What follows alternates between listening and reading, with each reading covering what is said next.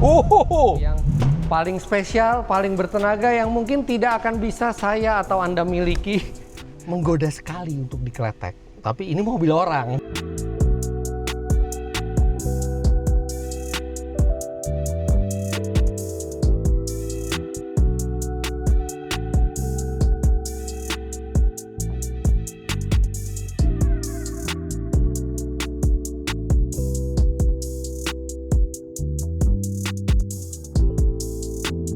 Ini adalah BMW M2 dengan tenaga terbesar yang pernah dibuat dan bisa melewati sirkuit Nürburgring Nordschleife tidak sampai 7,5 menit. Yes, harganya memang yang paling mahal. BMW M2 CS ini dijual di Indonesia seharga 2,7 miliar rupiah off the road, yang artinya ketika dalam kondisi on the road dengan penambahan PPh bisa di atas 3,1 miliar rupiah. Tapi sebelum Anda protes, wah kemahalan, siapa yang mau beli?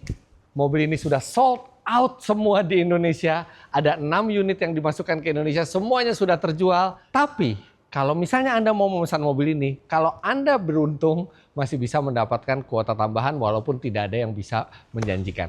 Dan saya akan beritahukan ke Anda apa saja bedanya M2 CS ini dengan M2 biasa dan kenapa mobil ini begitu spesial. M2 CS adalah kasta tertinggi dari BMW M2. CS merupakan kependekan dari Competition Sport.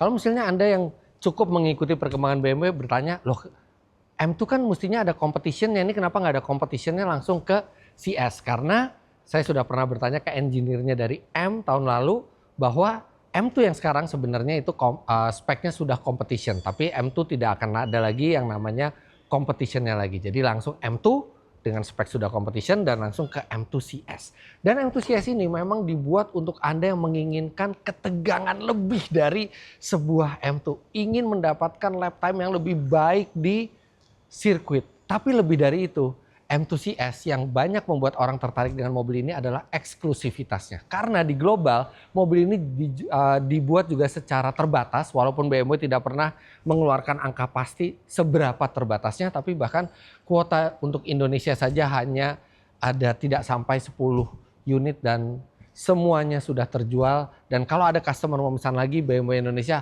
harus mengajukan lagi ke BMW AG untuk mendapatkan persetujuan. Dan syukur-syukur masih bisa. Nah, M2 CS ini sukses mencatatkan rekor di Nürburgring hanya dalam waktu 7 menit 25,5 detik, tidak sampai 7,5 menit, dan itu adalah catatan waktu yang sangat luar biasa. Dan ada beberapa alasan kenapa BMW M2 CS ini jauh lebih kompetitif di track balap.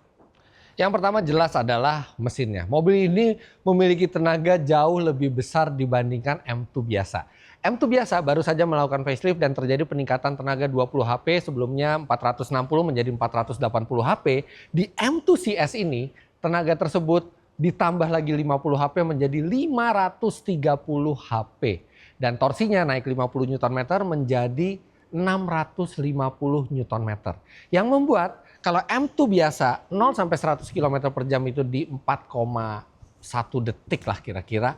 Mobil ini 0 sampai 100 km per jam tuntas hanya dalam 3,8 detik. Dan ini bukan all wheel drive, ini rear wheel drive, di mana ketika start itu rear wheel drive masih harus mencari traksi yang lebih sulit dibandingkan all wheel drive, tapi tetap bisa mencapai angka 3,8 detik. Dan yang lebih mengagumkan lagi adalah top speednya, karena mobil ini official figurnya top speednya di kisaran 302 km per jam.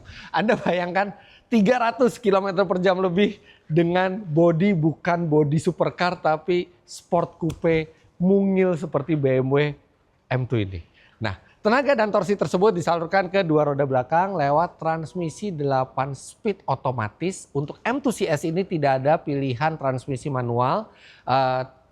BMW tidak menjelaskan alasannya kenapa, tapi kemungkinan karena transmisi manual di BMW tidak bisa menahan torsi sebesar transmisi otomatisnya, dan transmisi otomatis ini juga adalah transmisi otomatis yang sangat bagus buat dipakai harian, tidak jerky seperti dual clutch karena ini memang bukan dual clutch, tapi ketika di mode yang paling ganasnya dia bisa memberikan perpindahan gigi yang cepat. Dan berdasarkan data yang saya baca, Untuk M2 CS ini juga ada sedikit perubahan program di gearboxnya sehingga ketika kita di mode yang paling ganas, kita upshift itu bisa ada hentakan yang lebih keras ke belakang untuk menambah drama. Nah, tapi mesin saja tidak cukup, harus ada pengurangan bobot karena M2 CS selalu lebih ringan dibandingkan M2 biasa. Mobil ini punya banyak peranti karbon fiber, panel spion sudah karbon fiber, jok depan, kanan, kiri sudah carbon fiber, dan ini yang paling baru. Bagasinya juga sudah full carbon fiber dan dengan model yang sangat berbeda dibandingkan M2 biasanya. Jadi ada ducktail di sini yang bukan hanya menambah perbedaan tapi juga menambah downforce. Hasilnya BMW M2 CS ini lebih ringan 30 kg dibandingkan M2 biasa. Nah, kami melakukan syuting ini di dealer baru BMW Eurocars yang ada di daerah Peak 2. Ini tempatnya keren sekali. Dari ruang tunggunya, ruang showroomnya, di sini ada BMW dan ada Mini. Dan menariknya banyak sekali konsumen M yang mengambil mobil dari BMW Eurocars di Peak 2 ini. Buat Anda yang ingin pengalaman baru ketika membeli BMW dan pengalaman yang seperti di luar negeri gitu ya nih, Anda silakan bisa mampir ke BMW Eurocars Peak 2. Velgnya ini juga eksklusif untuk M2 CS. Dia warnanya emas doff yang berpadu sempurna dengan warna velvet blue ini. Sebenarnya M2 CS ini warnanya tidak hanya velvet blue, ada warna lain, tapi kebetulan untuk di Indonesia semua yang memesan warna ini. Warna yang terlihat seperti ungu tapi nama aslinya adalah velvet blue, dan dia ketika terkena cahaya dia bisa ada pendaran cahaya yang mengubah warna mobil ini sehingga memberikan efek yang lebih dramatis. Nah, balik lagi ke velg. Velg ini dibalut oleh ban Yokohama. Sebenarnya kalau di luar negeri itu ada yang pakai Michelin Pilot Sport 4S, tapi untuk pasar Indonesia semuanya dapat Yokohama Advance Sport. 19 inci di depan, 20 inci di belakang.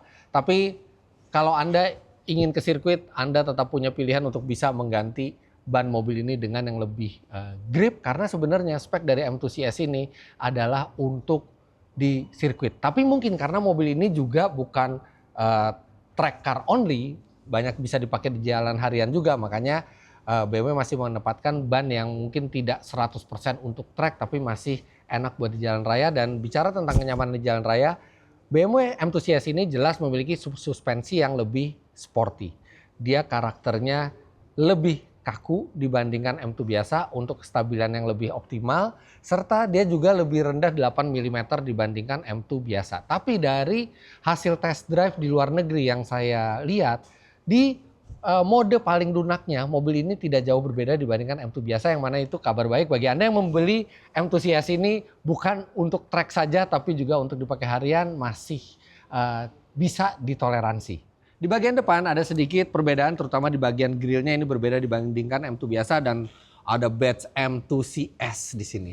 Untuk bagian bawahnya ini mirip dengan M2 biasa dengan bolongan yang besar yang ini terlihat keren sekali, walaupun Anda ketika menggunakan mobil ini sebaiknya tidak membuntuti mobil depan terlalu dekat, apalagi di jalan yang berdebu dan berkerikil, karena ini radiator Anda bisa langsung ditembak oleh kerikil yang ini bisa menancap di radiatornya ini. Ya, kalau misalnya Anda nggak pengen terkena kerikil seperti itu, ada yang menjual aftermarketnya untuk menutupi ini dengan jaring, tapi tampangnya nggak sekeren ini. Ini kan keren sekali gitu, terbuka, tapi ya memang lebih hati-hati aja di jalan.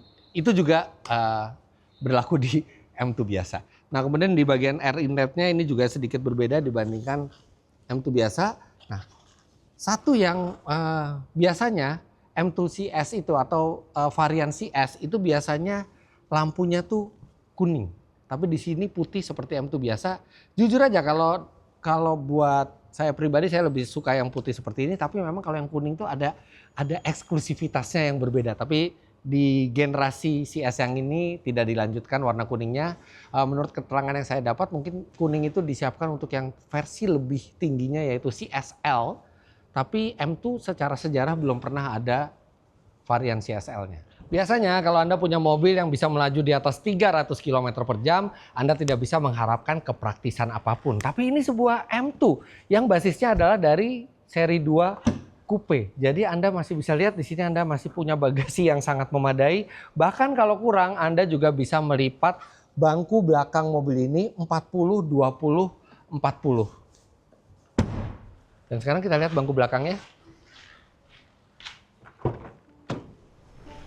Masuk ke belakangnya juga gampang, jadi kita tinggal tarik tuas ini, dia secara otomatis maju ke depan, jok elektriknya.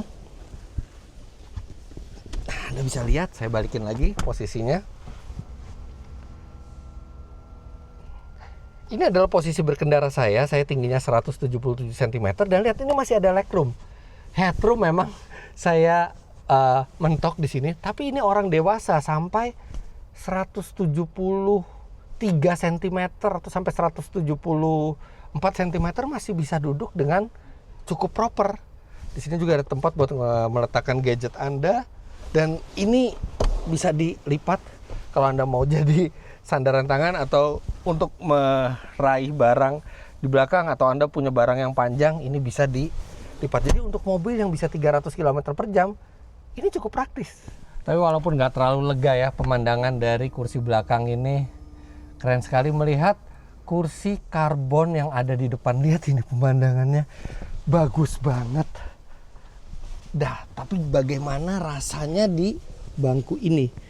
Well, sebenarnya kursi karbon ini, carbon seat ini sudah ada di BMW M2 yang biasa, tapi hanya di versi yang manual. Oh, ini benar-benar memeluk tubuh kita dengan sempurna. Ini kalau di tikungan pasti badan kita akan tertahan dengan baik. Dan ini pas sekali ada di M2 CS. Pertama karena karbonnya, kedua M2 CS tidak ada manual, hanya matic. Karena kursi ini walaupun enak sekali dan ergonomis, ketika dipasangkan di mobil manual, ini ada tonjolan di tengah yang bikin rasa tidak nyaman di paha setiap kali kita menginjak kopling. Tapi untungnya di sini nggak ada kopling, jadi ini adalah bangku yang benar-benar perfect buat sebuah M2 CS. Tema karbon juga banyak sekali di dalam, dashboardnya karbon. Ini kalau di M2 biasa bukan karbon. Nah, yang seperti M2 biasa ini konsolnya juga karbon. Ini menggoda sekali untuk dikletek. Tapi ini mobil orang, nggak mungkin saya mengambil kesenangan itu, jadi saya akan biarkan. Ini bukan mobil tes juga karena tidak ada mobil tesnya, jadi nanti biarkan pemiliknya langsung yang mencabut plastik ini. Tapi ini karbon semua, dan dia mengikuti M2 yang sudah facelift ya. Jadi ini model ventilasi AC-nya sedikit berbeda dengan ada ornamen di sini berwarna sesuai dengan ambient light. Kemudian setirnya juga sudah flat bottom dengan full Alcantara. Tapi memang jujur aja ini setirnya agak ketebelan sih buat tangan saya ya. Jadi lingkar genggamannya tuh besar sekali, emang jadi mantep gitu. Cuman saya lebih prefer sedikit lebih kecil, tapi ya itu mungkin preferensi pribadi. Sama seperti M lainnya, ada tombol M1, M2 yang bisa Anda program di sini. Kemudian ada pedal shift yang juga karbon, setirnya juga ada panel karbonnya. Yang hilang dari M2 biasa adalah konsol penyimpanan di sini yang juga fungsi sebagai armrest. Jadi nggak ada armrest lagi di sini, Anda hanya dapat penyimpanan kecil dan tidak ada lagi cup holder. Jadi cup holder hanya ada di pintu. Di sini tetap ada wireless charger, ada USB A. Agak aneh sih, mestinya USB C ya di zaman sekarang, tapi dia hanya ada USB A, hanya ada satu. Tapi ya mungkin itu nggak terlalu signifikan karena Anda beli mobil ini tentunya untuk ketegangannya, untuk tenaganya yang besar itu, untuk kemampuan menikungnya yang superior, dan itu sudah cukup diakomodir oleh setir Alcantara ini yang keren dengan full carbon fiber dan juga jok yang sangat mendukung kita melibas tikungan dengan G-force yang besar. Kemudian di sini juga ada panel karbon yang entah bagaimana caranya bisa ada tulisan CS-nya, yang ini illuminated dari bagian dalam, jadi keren sekali. Dan kemudian juga ada tulisan CS di joknya juga, yang ini di cover plastik yang sangat menggoda untuk dikletek, tapi tidak akan saya kletek. Kemudian di sini juga ada badge CS di padnya ini, yang saya juga nggak tahu padnya ini fungsinya apa, tapi minimal logo CS di sini jadi bikin lebih eksklusif. Sama seperti BMW M2 biasa, di sini juga ada tombol untuk membuka atau menutup katup knalpot, jadi suaranya bisa tenang, suaranya juga bisa lebih keras. Sekarang kita dengerin cold startnya.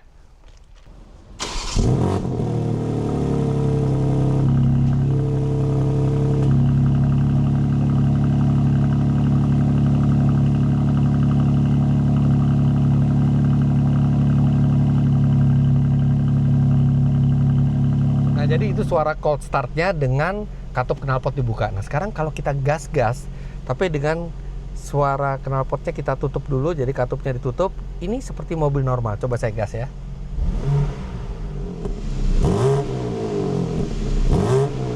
Iya, kayak BMW biasa, nggak ada bedanya. Begitu kita buka, dari idle aja udah langsung ada dengungan yang lebih keras. Dan kalau kita gas, wow,